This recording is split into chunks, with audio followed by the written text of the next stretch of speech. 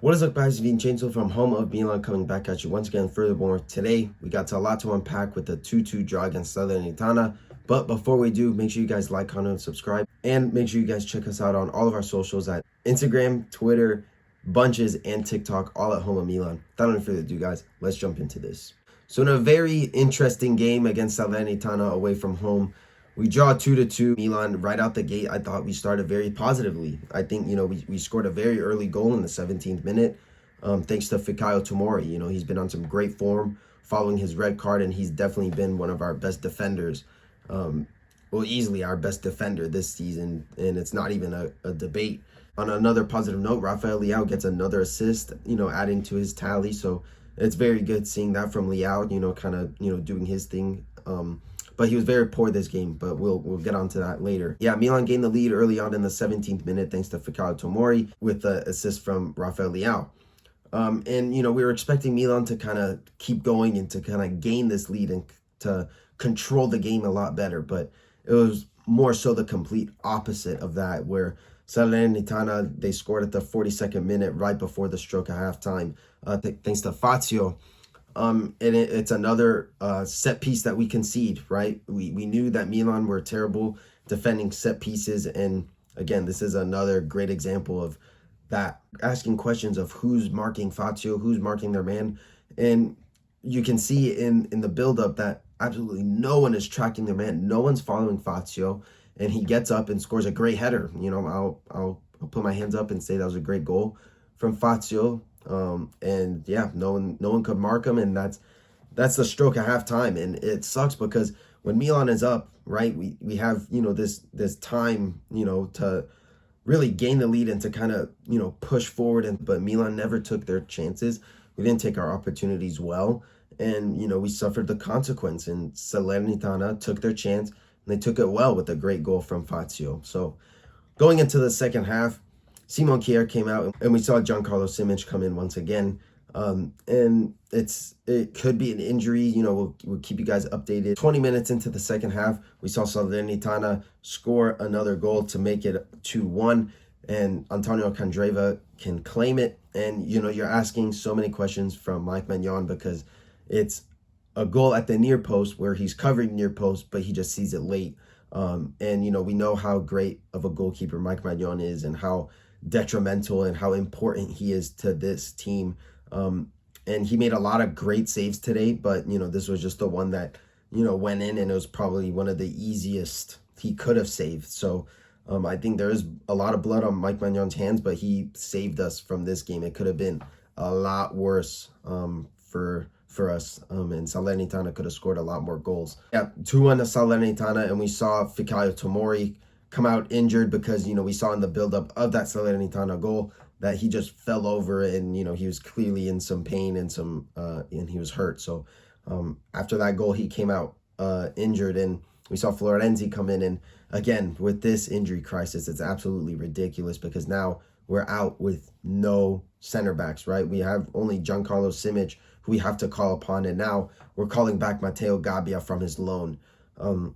And that's how just bad this injury crisis is. We have no center backs. We barely have even any defenders. So I think going forward, I think it'll probably be the back line of Mike Maignan in goal, Calabria, Simic, Gabbia, and Teo Hernandez, which is absolutely crazy how we have to recall a player back on loan, which I don't even remember the last time Milan had a player on loan come back from their loan spell, right? So that's just absolutely ridiculous how this is turning out and how this injury crisis is really affecting our season, because we don't even have a steady back line. We don't have a steady defense because everyone's just dropping like flies. And I think there's a lot of blood on the Milan labs' hands because this needs to change. There needs to be changes to be made in this department, because if it's not as good right now, it's just going to get a hell of a lot worse. Milan just could get nothing going into the second half. We just tried and tried and tried. Couldn't get anything going.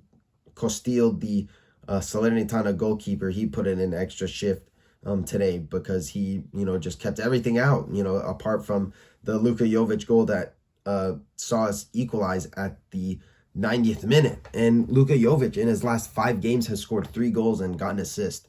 So Luka Jovic is going through a nice little purple patch right now because he's on some great form. He's scoring goals and he's saving us. And I know against Atalanta, we lost that game, but he was the guy that's essentially saved us with potentially getting 1 point. So big shout out to Luka Jovic because he's been on some great form, and you can see it. He's gaining his confidence. He's scoring the goals, and he's coming up big for us in these big matches. So, well, not necessarily big matches, but in these big moments. Not really much to add after that. This draw felt like a loss because when you go away to a 20th place team, you're expecting nothing less than 3 points. And especially because we played so well against Monza, we just thought this was a band-aid over the wounds. But we see in this game that the wounds are clearly open and festering and infecting the whole team, and it's showing because no one played good this game, right? Not like Leao easily, even though he did get an assist, this was easily one of Leao's worst games because he could get nothing going, right? He was taking shots from outside the box. He couldn't really get away from his man, and he was struggling a little bit. But I think that's just also a part of Salernitana doubling up on him and just stopping him. So let's just go on to tops and flops. So top, I'm going to say Benacer just because, I saw a lot of great things from him. It was really nice seeing him come back from injury, and I think he controlled the midfield a lot well, right? We kept the majority of the possession for both halves, right? We had over 60% possession in both halves, and we still couldn't get anything going. And I think that's not a part of the reason of the midfield. I think it's more so the attackers not getting anything going. And we saw Loftus-Cheek, with a great opportunity, and he absolutely squandered it. But yeah, the midfield, I think, did their part. I thought Reinders did well. I thought Benacer did good. But I'm going to give my flowers to Benacer because, he's out for 7 months. This was his first start, and I thought he did well. So my top is going to be Benacer. And I think my flop, look, I mean, with a draw like this, which feels like a loss, this is a must-grab 3 points. Harshly, you know what? I think I'm going to go Theo Hernandez because I think Theo Hernandez has been very lackluster this season. I don't think he's put in a great performance at all, not that I can remember, but he's just been very underwhelming this season. I don't think he's been playing very well, and clearly this game, I'm just looking at match ratings right now and he got the lowest. So I'm gonna say Theo Hernandez for flop, and top I'm gonna go Benacer. So next up in our league campaign, we play Sassuolo, and we know that Sassuolo can give us a lot of trouble. And surprisingly, this team, Milan, is in 3rd place, and the gap between 3rd and 6th place is 5 points. Bologna is, right behind us, and surprisingly, they're playing very good football. And I think, going forward, I think we need to keep an eye on Bologna to not only just for our season, but maybe Thiago Motta can come in and, replace Pioli at the end of the season, because I think that's what it's looking like now. Pioli is definitely in the hot seat.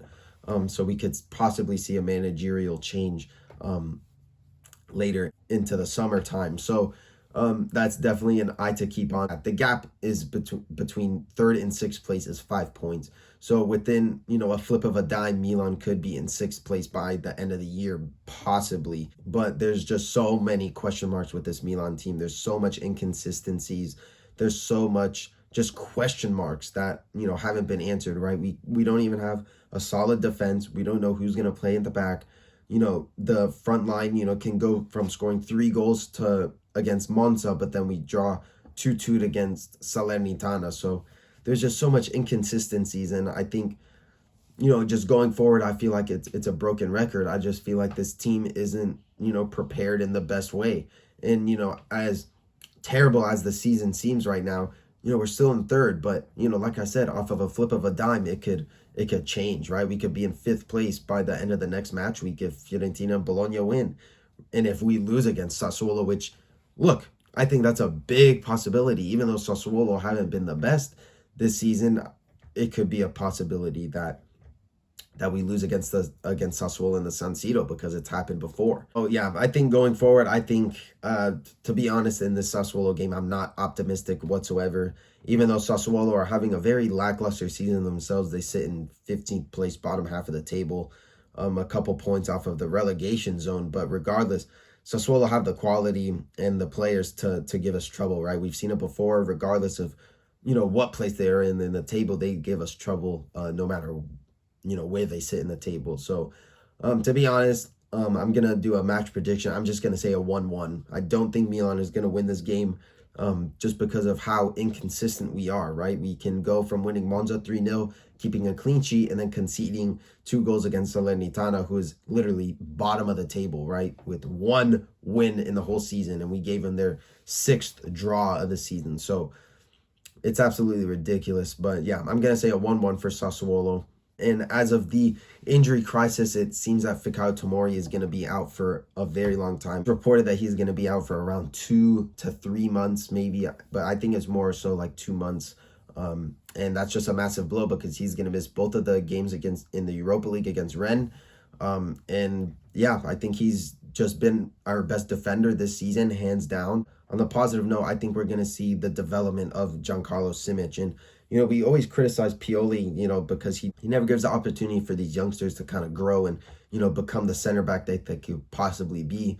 And I think this is the time for Giancarlo Simic to really, grab the bull by its horns and really kind of steer this Milan team in the direction that, we want them to be.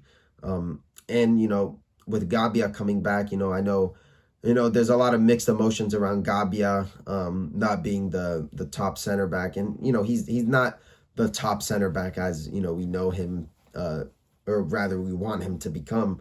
But he's just, kind of like a pawn. He's just a piece that, we need to plug in to kind of, stop the bleeding. And once we can do that, then we can maybe see some stability in this team going forward. I think that'll do it for this episode, guys. Thank you guys so much for tuning in. Make sure you guys like, comment, subscribe, and also check us out on all socials. And I want to see you guys get involved in the comments section below. So yeah, thank you guys so much for tuning in. Make sure you guys like, comment, subscribe. I'll see you guys in the next video. Ciao ragazzi.